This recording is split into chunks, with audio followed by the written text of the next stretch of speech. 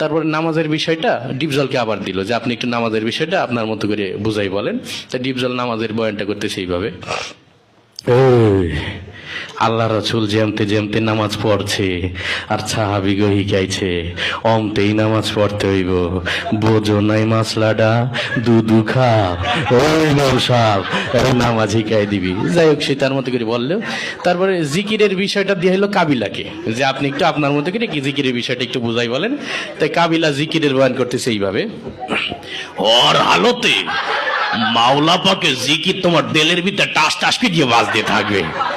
জিকির হইলে যদি তুমি কবরের ভিতরে হান্দাইতে পারো তাইলে তো বাইসেই গেলা, আর জিকির না হইলে কবরে হান্দাইলে ফেরেশতারা তোমার 14 শিখের ভিতরে হান্দাই দেবে। যাই হোক সে তার মতো করে বলে গেল। তারপরে একরামুল মুসলিমিন, মুসলমান পরস্পর হৃদ্যতা ভালোবাসা, এটা দিয়ে হইলো নায়ক ওমর সানিকে। তো ওমর সানি তার মতো করে বুঝাই বলতেছে এইভাবে,